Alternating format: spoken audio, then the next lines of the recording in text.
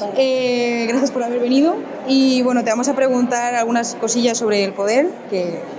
En primer lugar, ¿qué tal es el proceso de colaboración entre traductora y revisora? ¿Ha habido alguna vez que no te hayan puesto en contacto con tu revisora o qué opinas de la figura de la revisora? Porque al final es un tema que se suele tener, al final son figuras que tenemos que tener en cuenta porque las traducciones tienen que ir impolutas. Entonces, ¿tú qué opinas sobre eso, sobre todo de cara a en este trabajo? Pues en particular en The Power, en Boterea, tuve la suerte de tener de correctora, de hecho, a Leire Chertudi, que ha salido premiada también.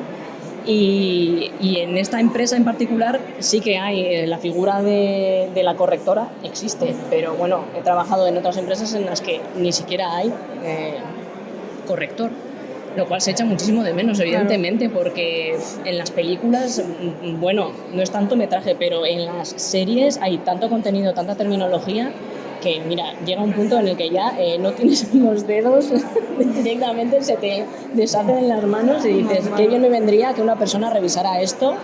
Y muchas veces además el revisor, o sea, encuentra cosas que se te habían pasado completamente y que había que modificar. Entonces, totalmente a favor de que todas las plataformas hagan uso de revisores, porque es una manera también de hacer que la calidad llegue mucho mejor al cliente, a la gente que lo ve, vaya. Desde luego, la verdad que estamos todos de acuerdo con eso.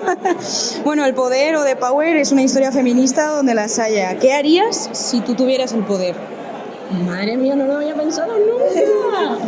Pues bueno, desde luego me pondría a repartir ahí un par de calambrazos. ¿Pondrías revisor lo primero? Seguro, una revisora en todo caso. Y pegaría algún calambrazo a algún señor o que otro que me he encontrado, tengo que decirlo. Desde luego.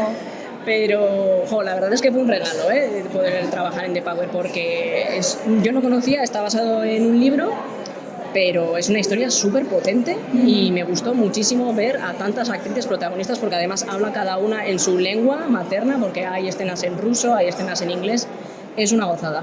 Entonces, pues un regalo totalmente por trabajar en ella. Y ya te digo, algún calambrazo caería seguro. Normal, la verdad, totalmente justificado.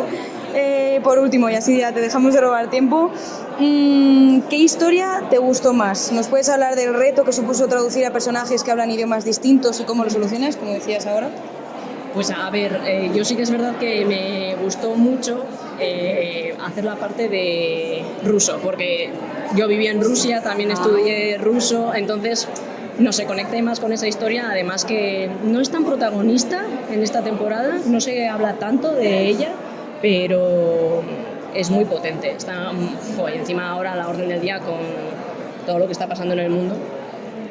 Me gustó mucho y ya te digo, poder tener la presencia de que esas escenas estuvieran grabadas en ruso con personajes que realmente hablan en ruso, creo que enriquecía un montón, pero bueno, hay personajes de todos los lados, también hay gente ubicada en África, hay peña de Estados Unidos, hay peña del Reino Unido, no sé. Al final es esa versatilidad lingüística que atrae también, ha estado buscando ahora. Bueno, pues me alegro mucho, muchas gracias por respondernos a nuestras preguntas. Es que ricasco. Es que ricasco.